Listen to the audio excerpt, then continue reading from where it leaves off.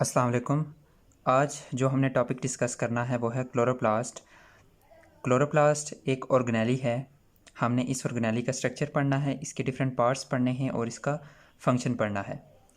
تو سب سے پہلی چیز جو کلوروپلاسٹ کے حوالے سے اپنے ذہن میں رکھنی ہے وہ یہ کہ کلوروپلاسٹ پلاسٹڈ کی ایک ٹائپ ہے۔ ہم نے پیچھے پلاسٹڈ کو ڈسکس کیا تھا کہ 3 طرح کے پلاسٹڈ ہوتے ہیں: کلوروپلاسٹ، کروموپلاسٹ اور لیوکوپلاسٹ۔ کروموپلاسٹ اور لیوکوپلاسٹ ہم نے دیکھ لیا تھا، ابھی ہم نے کلوروپلاسٹ کو ڈسکس کرنا ہے۔ تو سب سے پہلی چیز کہ یہ کلوروپلاسٹ پلاسٹڈ کی ٹائپ ہے اور یہ کلوروپلاسٹ ڈبل ممبرین بونڈڈ آرگنیلی ہے، یعنی اس کے اندر اس آرگنیلی کے اراؤنڈ 2 ممبرینس ہوتی ہیں، اس وجہ سے ہم اسے کہتے ہیں ڈبل ممبرین بونڈڈ آرگنیلی۔ تو ہم نے پیچھے پلاسٹڈ میں بھی ڈسکس کیا تھا کہ وہ ڈبل ممبرین بونڈڈ آرگنیلیز ہیں، یعنی اب پلاسٹڈ کی 3 ٹائپس ہیں تو وہ تینوں کی تینوں ڈبل ممبرین بونڈڈ ہی ہوتی ہیں۔ تو کلوروپلاسٹ بھی کیا ہے؟ Double membrane بونڈڈ آرگنیلی۔ اور دوسری چیز کلوروپلاسٹ سیمی آٹونومس ہے۔ سیمی آٹونومس مطلب یہ بہت ساری چیزوں کے لیے سیل کے ڈفرینٹ کمپوننٹس کے اوپر یا سیل کے ڈفرینٹ اور پارٹس کے اوپر ڈپینڈ نہیں کر رہا ہوتا، کیونکہ اس کے اندر اپنے رائبوسومز ہوتے ہیں اور اس کے اندر اپنا ڈی این اے ہوتا ہے، اس وجہ سے ہم اسے کہتے ہیں سیمی آٹونومس۔ اس کے علاوہ یہ سیلف ریپلیکیٹنگ آرگنیلی ہے۔ سیلف ریپلیکیٹنگ مطلب یہ خود سے ڈیوائیڈ کر رہی ہوتی ہے اور ان کی تعداد زیادہ ہو رہی ہوتی ہے۔ اس کلورو کا مطلب ہوتا ہے گرین۔ کلورو کا مطلب ہوتا ہے گرین۔ یہ جو کلوروپلاسٹ ہوتے ہیں ان کے اندر اسپیشل گرین پگمنٹس پریزنٹ ہوتے ہیں جنہیں ہم کہتے ہیں کلوروفل، اور ان گرین پگمنٹس کی وجہ سے ہم اسے کہتے ہیں کلوروپلاسٹ۔ اس کے بعد یہ کلوروپلاسٹ کن آرگنزمس کے اندر ہوتا ہے؟ جو فوٹوسینتھسس کرتے ہیں، جیسا کہ الجی اور پلانٹس کے اندر۔ یہ کلوروپلاسٹ الجی وغیرہ کے اندر اور پلانٹس کے اندر ہوتا ہے، اور اس کی شیپ ویری کرتی ہے۔ یہ ڈسکوائڈل شیپ کے بھی ہو سکتے ہیں کلوروپلاسٹ۔ ڈسکوائڈل شیپ مطلب فلیٹ سرکولر شیپ بھی ہو سکتی ہے، اوول شیپ میں بھی ہو سکتے ہیں اور اسپائرل شیپ میں بھی ہو سکتے ہیں۔ تو کلوروپلاسٹ کی شیپ ڈسکوائڈ شیپ کے بھی ہو سکتے ہیں، اوول شیپ کے بھی ہو سکتے ہیں اور اسپائرل شیپ کے بھی ہو سکتے ہیں۔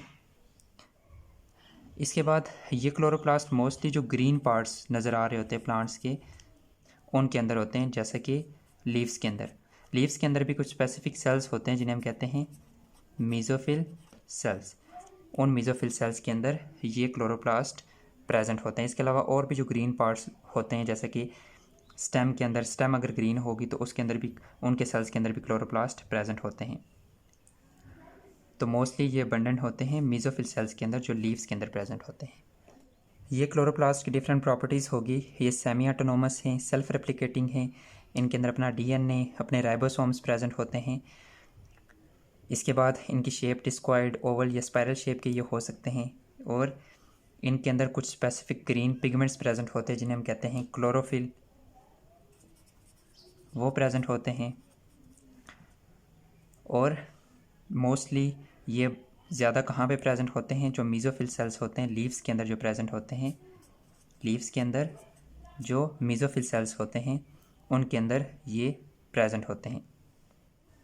ان کلوروپلاسٹ کا موسٹ امپورٹنٹ کام ہوتا ہے فوٹوسینتھسس۔ فوٹوسینتھسس، ان کے اندر جو پگمنٹس پریزنٹ ہوتے ہیں، گرین پگمنٹس جنہیں ہم کلوروفل کہتے ہیں، وہ کس میں ہیلپ کر رہے ہوتے ہیں؟ فوٹوسینتھسس میں ہیلپ کر رہے ہوتے ہیں۔ اس کے علاوہ ان کا کام سٹوریج میں بھی ہوتا ہے، اس کو ہم آگے ڈسکس کریں گے۔ تو ابھی ہم کلوروپلاسٹ کے اسٹرکچر کی طرف آتے ہیں۔ تو اس کے اسٹرکچر کے اندر بیسیکلی کلوروپلاسٹ کو ہم 3 میجر پارٹس میں ڈیوائڈ کرتے ہیں، یا اس کے 3 مین کمپوننٹس ہیں۔ سب سے پہلا کمپوننٹ ہے انویلپ، اس کے بعد ہے اسٹروما اور پھر تھیلاکوئڈ۔ تو سب سے پہلے ہم انویلپ کو ڈسکس کرتے ہیں۔ انویلپ بیسیکلی کلوروپلاسٹ کی ممبرینس کو ہم کہتے ہیں، جو کلوروپلاسٹ کے اندر ممبرینس ہوتی ہیں، 2 ممبرینس ہوتی ہیں، انہیں کو ہم انویلپ کہتے ہیں۔ تو بیسیکلی کلوروپلاسٹ کا انویلپ کیا ہے؟ اس کی جو 2 ممبرین ہوتی ہیں انہیں کو ہم انویلپ کہہ رہے ہوتے ہیں۔ اور یہ جو دونوں ممبرین ہوتی ہیں، آؤٹر ممبرین اور انر ممبرین، ان میں تھوڑا بہت ڈفرینس ہوتا ہے۔ اب وہ ڈفرینس کیا ہوتا ہے؟ جو آؤٹر ممبرین ہوتی ہے اس کے اندر پروٹین کم ہوتی ہیں، اور जो आउटर मेम्ब्रेन होती है वो फुल परमिएबल मेम्ब्रेन होती है, यानी चीज़ें उससे इजीली गुजर कर आगे जा सकती हैं। क्यों? क्योंकि उस आउटर मेम्ब्रेन के अंदर कुछ स्पेसिफिक पोर्स होते हैं, कुछ स्पेसिफिक रास्ते होते हैं जिन्हें हम कहते हैं पोरेंस। इनके ज़रिए बहुत सारी सब्सटेंसेस जो आउटर मेम्ब्रेन होती है उसको क्रॉस कर सकते हैं। इसके बाद जो इनर मेम्ब्रेन होती है वो सेमी परमिएबल होती है, सेमी परमिएबल, और इस इनर मेम्ब्रेन के अंदर प्रोटीन की कंसंट्रेशन या प्रोटीन्स ज़्यादा होती हैं। तो ये आउटर और इनर मेम्ब्रेन के हवाले से ध्यान में रखना है आपने। और जो आउटर मेम्ब्रेन होती है क्लोरोप्लास्ट की, जो आउटर मेम्ब्रेन होती है वो स्मूथ होती है। आउटर मेम्ब्रेन क्या होती है? स्मूथ। और जो इनर मेम्ब्रेन होती है, इनर मेम्ब्रेन, उससे कुछ फ्लैट मेम्ब्रेनस स्ट्रक्चर निकलते हैं। इस इनर मेम्ब्रेन से कुछ फ्लैट मेम्ब्रेनस स्ट्रक्चर निकलते हैं, और ये मेम्ब्रेनस स्ट्रक्चर्स या ये जो मेम्ब्रेन्स इनर लेयर से निकलती हैं वो क्या बनाती हैं? थैलाकॉइड्स बनाते हैं। उन्हें हम अभी आगे डिस्कस करेंगे। इसके बाद आता है stroma. Stroma basically gel like या लिक्विड मटेरियल प्रेजेंट होता है इन डबल मेम्ब्रेन के अंदर। और इस डबल मेम्ब्रेन के अंदर ये जो स्ट्रक्चर आपको नज़र आ रहा है सारा, जिसके अंदर ये छोटे छोटे सैक लाइक स्ट्रक्चर नज़र आ रहे हैं, वो क्या है? स्ट्रोमा। तो ये जो वाइट में है बैकग्राउंड में, ये क्या है? Stroma. Stroma basically gel like fluid या लिक्विड स्ट्रक्चर होता है जिसके अंदर ये थैलाकॉइड्स पड़े हुए होते हैं। और इस स्ट्रोमा के अंदर क्लोरोप्लास्ट का डीएनए पड़ा होता है और इसके अपने राइबोसोम्स पड़े हुए होते हैं। और यहाँ पे जो राइबोसोम्स होते हैं वो 70S होते हैं। जिस तरह प्रोकैरियोट्स के अंदर राइबोसोम 70S होते हैं, यहाँ पे जो राइबोसोम होते हैं वो भी 70S होते हैं। इसी तरह से माइटोकॉन्ड्रिया के अंदर जो राइबोसोम्स होते हैं वो 70S होते हैं। तो वैसे जो यूकैरियोट्स के अंदर जो साइटोप्लाज्म होता है उसके अंदर जो राइबोसोम होते हैं वो 80S होते हैं। क्लोरोप्लास्ट और माइटोकॉन्ड्रिया, इनके अंदर जो राइबोसोम होते हैं जो स्ट्रोमा के अंदर प्रेजेंट होते हैं वो क्या होते हैं? 70S। ये स्ट्रोमा प्रोटीनेशियस होता है, मतलब यहाँ पे मोर देन 50% यहाँ पे प्रोटीन्स प्रेजेंट होती हैं स्ट्रोमा के अंदर। और इस स्ट्रोमा के अंदर फोटोसिंथेसिस का एक मोस्ट इम्पोर्टेंट स्टेप हो रहा होता है जिसे हम कहते हैं डार्क रिएक्शन या फिर कैल्विन साइकिल। तो फोटोसिंथेसिस के 2 स्टेप होते हैं, 2 स्टेप्स में कंप्लीट होता है। पहला लाइट रिएक्शन, दूसरा डार्क रिएक्शन। डार्क रिएक्शन वो होता है जिसमें कार्बन डाइऑक्साइड को फिक्स किया जाता है और फिर ग्लूकोज के सब यूनिट्स बनाए जाते हैं जो फर्दर आगे जाके ग्लूकोज और दूसरे कार्बोहाइड्रेट्स बनाते हैं।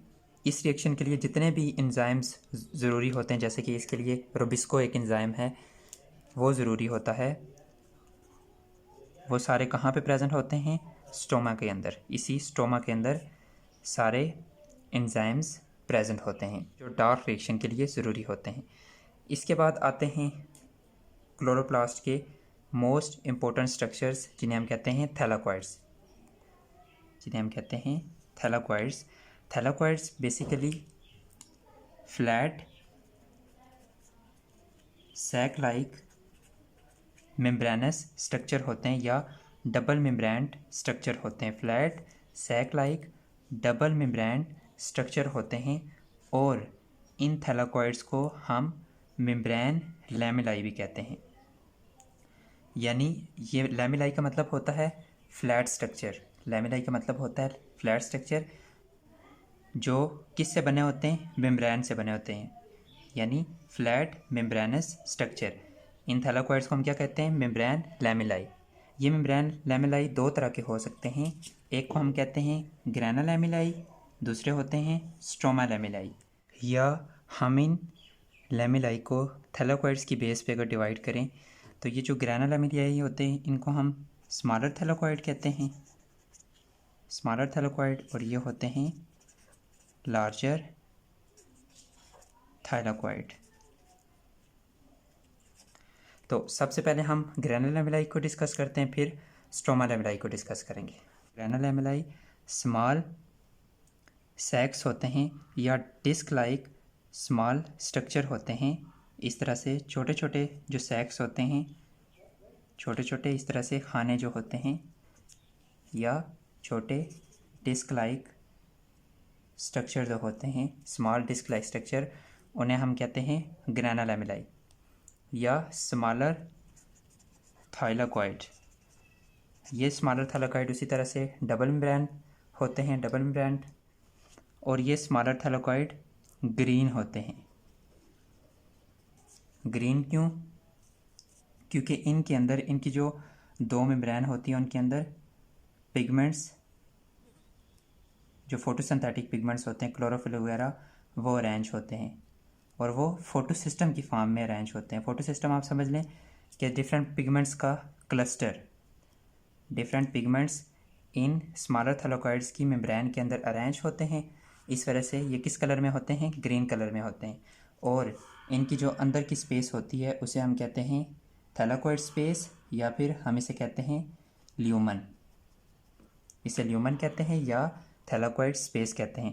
اور یہ smaller تھائلاکوائڈ one after other arrange ہو کے، یعنی ایک دوسرے پہ ارینج ہو کے، ایک دوسرے کے اوپر جمع ہو کے، ایک دوسرے کے اوپر پائل اپ ہو کے ایک سٹرکچر بناتے ہیں، اس طرح سے ایک سٹاک بناتے ہیں، ایک سٹرکچر بناتے ہیں، اور اس سٹرکچر کو ہم کہتے ہیں گرینم۔ ایک کو ہم گرینم کہتے ہیں، ایک کو ہم گرینم کہتے ہیں، اور جو ملٹیپل ہوتے ہیں بہت زیادہ، یہ جو سٹرکچرز ہیں جو تھائلاکوائڈ، اسمالر تھائلاکوائڈس کے ایک دوسرے کے اوپر جمع ہونے سے بنتے ہیں، انہیں ہم کہتے ہیں، ایک سے زیادہ ہو تو انہیں ہم کہتے ہیں گرینا۔ ایک سے زیادہ کے لیے گرینا، یہ جتنے بھی ہیں ان کے لیے گرینا کا ورڈ، اور صرف ایک کی بات کریں تو اسے ہم کہتے ہیں گرینم۔ تو ایک کلوروپلاسٹ کے اندر 40 to 60 گرینم پریزنٹ ہوتے ہیں، 40 to 60 گرینم پریزنٹ ہوتے ہیں، اور ایک گرینم کے اندر 20 to 50 تھائلاکوائڈس، اسمالر تھائلاکوائڈس پریزنٹ ہوتی ہیں۔ تو یہ اسمالر تھائلاکوائڈس جمع ہو کے کیا بناتے ہیں؟ گرینم، اور ایک گرینم کے اندر 20 to 50 اسمالر تھائلاکوائڈس ہوتے ہیں، اور ایک کلوروپلاسٹ کے اندر 40 to 60 گرینم پریزنٹ ہوتے ہیں۔